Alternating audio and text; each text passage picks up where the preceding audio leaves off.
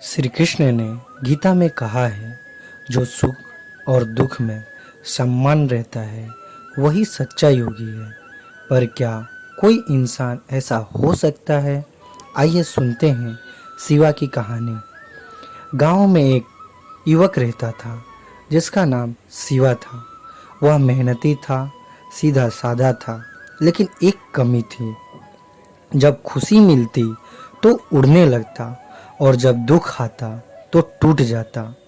एक बार शिवा खेत में मेहनत कर रहा था, कभी गा रहा था तो कभी रो रहा था।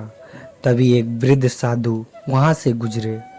साधु गंभीर और शांत आवाज में बोले, बेटा तू कभी हंसता है कभी रोता है, ऐसा क्यों?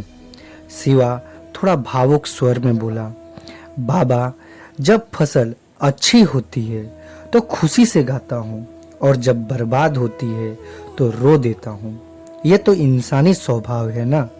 साधु धीरे मुस्कुराते हुए बोले, नहीं बेटा, यह मन की अधीरता है। जो सुख दुख में एक सा रहता है वही सच्चा योगी है। श्री कृष्ण ने कहा है, समतव्य योग उच्चता। शिवा चौंका। पहली बार किसी ने ऐसा कहा था। क्या दुख में भी मुस्कुराया जा सकता है? अगर मन स्थिर हो जाए तो दुख भी हिला नहीं सकता। सूरज सब पर समान चमकता है। एक ज्ञानी व्यक्ति भी हर परिस्थिति में सम्मान रहता है। उस दिन के बाद शिवा बदल गया।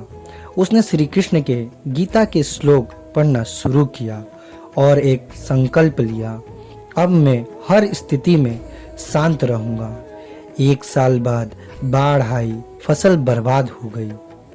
गांव के लोग बोले, अब तो शिवा फिर से टूट जाएगा। शिवा शांत स्वर में बोला, दुख हुआ पर मैंने उसे मन में बसने नहीं दिया।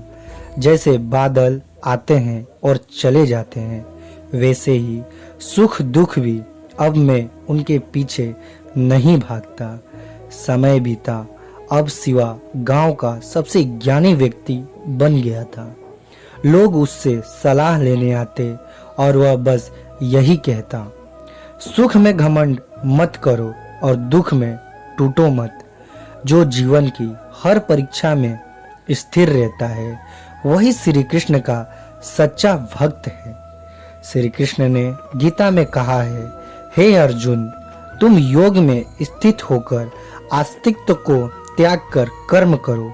सफलता और असफलता में सम रहने को ही योग कहते हैं। शिवा अब बदल चुका है।